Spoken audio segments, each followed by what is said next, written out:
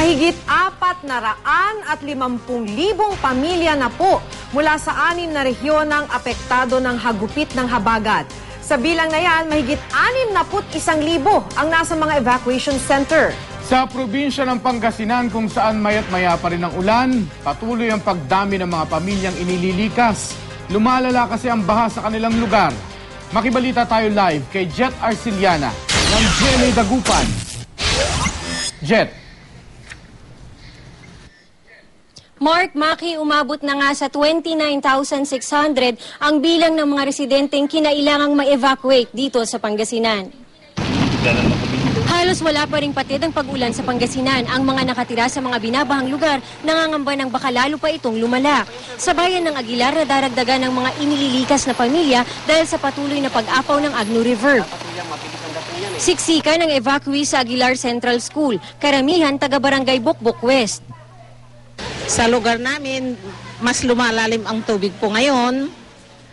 Kaya hindi na kami makauwi. Mga lalaki lang ang umuwi. Pero hindi na pwede po ang mga sasakyan. Kasi mataas na yung tubig, natatakot kami doon eh. Pero may ilan pa ring pamilyang ayaw lisanin ng kanilang mga bahay.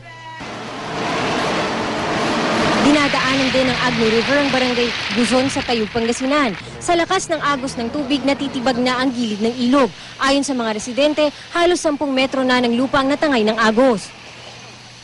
Mababaha, tapos ang mga bahay dito sa may bandang dyan, masisira. Siyempre, kaya nangangamba ang mga tao dito.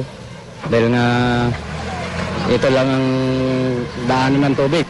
Kaya naman ang mga residente at lokal na opisyal nagtulong-tulong sa paglalagay ng mga graba sa gilid ng ilog para mapigilan ang pagguho ng lupa. Plano na raw ng lokal na pamahalaan na magtayo ng dike sa lugar. Kung sakaling lumala ang sitwasyon, handa na ang evacuation centers para sa mga residente. Pahirapan naman ang pagpunta sa ilang bahagi ng bayan ng Agno dahil sa abot baywang na baha.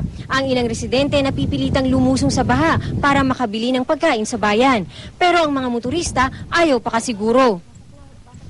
Baka titirik pa ako duman sa gitna eh. Hindi ko pa tinuloy, dito na lang po ako naghintay. Pasok na po ng tubig yung makina, mahirap na. Apektado na rin ang baha ang kabuhayan ng mga magsasaka dahil lubog ang mga bukid. 10 bayan na dito sa Pangasinan ang apektado ng malawakang pagbaha. Bukod kasi sa pag-apaw ng Agno River kung saan dumediretso ang tubig na pinapakawala ng San Roque Dam, nakadagdag pa ang tubig mula sa lalawigan ng Tarlac. 4 na national highway na rin ang hindi passable sa mga light vehicles. Kabilang na dyan ang bayan ng Bugalyon, Aguilar, Lingayen at Calasaw. Yan muna ang latest dito sa Pangasinan. Balik sa inyo, Mark at Maki. Maraming salamat sa iyo, Jet Arciliana, live mula sa Dagupan.